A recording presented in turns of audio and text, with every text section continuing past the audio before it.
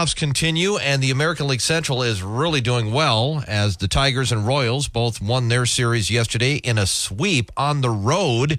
Your thoughts on that happening? Fascinating. And I think it does highlights a couple things. First of all, the randomness of baseball. Anything can happen in a short series in baseball. You get the right, if you have enough pitching and you get the right guys getting a key hit here and there, anybody can beat anybody. Number two, the division was really good this year. The Chicago was historically bad. The Twins had a 3.5, 4 month stretch where they were actually the best team in baseball before they collapsed. Guardians were stunningly good, way better than anybody could have expected. And the Tigers were the best team in September after trading away people at the trade deadline. And the Royals were that proverbial young team that kind of figured out to win together all at once. And Bobby Witt is a force of nature. Bobby Witt game-winning hits in both his first two big league playoff games. So that's what you dream about with Royce Lewis becoming. But Bobby Witt is just a different beast. So fascinating stuff. I thought both those organizations were on the right track, but you just never know when or if it's going to happen. It's happening for them right now. Are you sad about the Astros being knocked out? But I also, listen, almost everybody who is involved in that cheating scandal is elsewhere. And, I don't know, at some point I think we all need to move on. I think Major League Baseball should have punished them more severely, but they didn't. It's over. So, and, we all treat Carlos Correa well. If we're going to treat Carlos Correa well, and he was a big part of that scandal, I can't carry a grudge that long against all these other people. Yeah, no, part of it, Jim. Short answer, I'm glad they lost. Yeah, and part of it, Jim, is that the whole cheating thing, but also they've been in the ALDS, I think, every year since like 2017. So it's a long stretch. It is, and you saw, the Astros have beaten the Twins twice in the playoffs since 2020, and you could just see that they had that extra little bit, and especially with Dusty Baker as their manager, they had that extra little bit of grit and gamesmanship and people who were ready for the moment. You could see why they won so many playoff series. So the Orioles are out with the Royals winning that. How much of that? The Royals won two very close games. You mentioned Bobby Witt, and he had the two game-winning hits. But they held the Orioles to one run over two games. That's amazing. It is.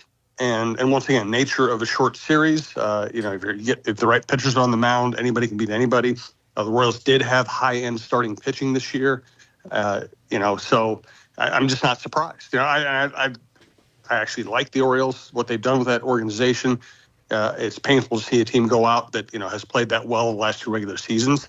But it's also a really good reminder that winning the division, having one of the best records in baseball does give you that bye, and it's a great thing to play for. So I really like baseball structure right now. I like the fact that you can squeak in the third wild card, but, if you're a wild card team or you don't have one of the best records in baseball, you're going to have a longer, harder road, and anything can happen in the first round.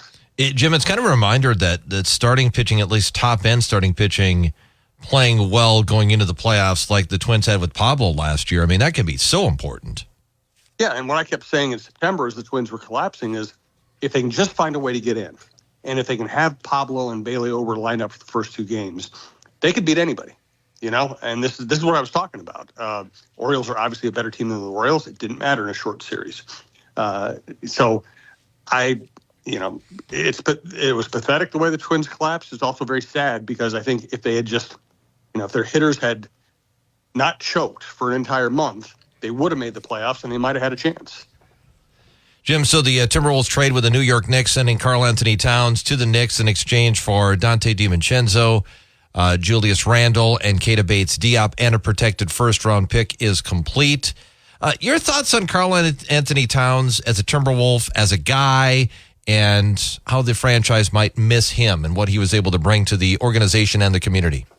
We did the John Krasinski show. That's our Timberwolves show at TalkNorth.com this week, and John talked about, his relationship with Towns over the years. He was very close to them. Towns ends up showing up to John's daughter's soccer game the morning after the trade. And that's after showing pictures of him and his father shooting hoops at at the Wolves facility at 3 a.m. So he's that kind of a guy. I didn't know him as well as John, but I liked him. I also was privy through some of my connections to some of the charitable things he did that he didn't even want any credit for. So he was a Class A human being. He was an all-star, legitimate all-star player. He was a very good player. You can argue he's the best player in this trade, which is why they had to get more back than just Julius Randle. And he was was kind of always the guy who might say or do that which would annoy you. Whether it's going on a podcast and kind of not understanding how a fan base might react to something he says off the cuff, whether it was, complaining about foul calls until last year when he stopped doing it, whether it was getting offense, whether it was, charging in the lane. I mean, he was a very good and flawed player. And I also looked up, when the trade was made, I went back and looked at his playoff performances. Some of their biggest losses in the postseason came on nights where he went like 4 for 18 from the field. So he could win a game with his three-point shooting. He could also lose any random game. And I think that made it easier for them to trade him. I will say fascinating figure all around. Jim, Julius Randle, Dante DiVincenzo, Keita Bates-Diop. We know that DiVincenzo and Randle certainly are going to be a part of this rotation immediately. How quickly can they get accustomed to the system? Does this happen within a couple of weeks? Does it take longer than that? Well, they've all been playing basketball a lot of different places over the course of their life. Randle has played for Finch before in New Orleans. So let's put it this way. It won't be a problem for them to get up to speed to a certain extent, to understand exactly how to play off these players, these teammates in this system is going to take some time. It's a long season. So I don't want to make it sound easy. These guys can all play they've all played for high schools, for colleges, for different NBA teams. They played AAU ball. They play in the summer with each other. So it's really it's more than learning a system, which isn't that hard. It's understanding how to work with these players' strengths and weaknesses in that system. And that takes some time. Jim, what is because I know you've talked about before, like 8-9-man rotation is pretty common, especially when you get into the playoffs. Certainly in the regular season, that can rotate, and injuries can always play a role in this. You see those two guys in the rotation. Who else fits in, and is there anybody that will see less minutes because of this deal? That's a really good question. And of course, the easy and accurate answer is always that injuries will have a lot to do with it and will create opportunities. So let's see. So you got Randle is in the starting lineup, obviously. You got Gobert, Anthony Edwards, Jaden McDaniels, Mike Conley. That's your starting five. Naz Reid's your sixth man. DiVincenzo's your seventh man. Joe Ingles is your backup big. Dillingham's probably, he's something of a backup combo guard. He might play a lot of point, but he also might play the point like a shooting guard. Nickeil Alexander-Walker is definitely a strong part of the rotation. And then after that, it's people waiting for something to happen to clear space for him. Terrence Shannon could contribute. Luka Garza could contribute. Leonard Miller could contribute. But those guys, so what do we got? So that's 8, 9, 10. They really have 10 players they're going to want to use. The 5 starters, DiVincenzo, Ingles, Reed, Dillingham, and Alexander Walker. That's 10 players they really want to use. It's very hard to play a 10-man rotation. So there will be sometimes some of these players are going to play situationally. Some of them are only going to play when people are hurt. Jim, the Vikings leave today to go to London. They're going to take on the Jets. So Aaron Rodgers popped up on the injury report. He's playing, though, right? He's playing. He's banged up. There's no doubt he's banged up. He was complaining about his legs after the game. There's also no doubt he's playing. So as I told somebody yesterday, I never bet on sports. I'm not going to start now, but if I did bet on sports, the most aggressive defense in the NFL going up against an old quarterback whose legs hurt, I will take the aggressive defense in that matchup. So you got a quarterback that's dinged up. You got an offensive line that's struggled. Is this an opportunity for the Viking defense to really feast on the Jets? Yes. Aaron Rodgers is going to have to play really well. He's going to have to get rid of the ball very quickly, and he's going to have his receivers play really well for him to be able to function against this defense. Listen, sports are unpredictable. I have no idea what will actually happen, but he's going to have to be pretty special in this game to survive this. I mean, and survive this in a football sense, in terms of being able to function against this defense. Jim, should the Jets make a trade to get Davante Adams? Yeah.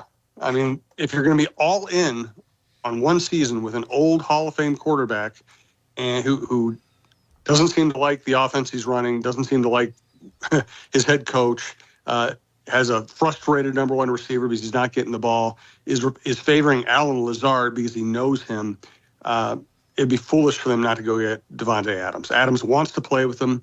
It would immediately upgrade their offense. It would give Rodgers a security blanket. He always knows where Adams is on the field. Adams is either going to be wide open or he's going to be double teamed, leaving Garrett Wilson wide open. They absolutely need to do this because this season looks like a potential disaster, and that's one way to save it. Sounds like the Raiders would take a second-round pick. Does that seem fair? I mean, they were foolish to put that out there. They might be able to get a 1 from the Jets. The Jets, they should be leveraging the Jets.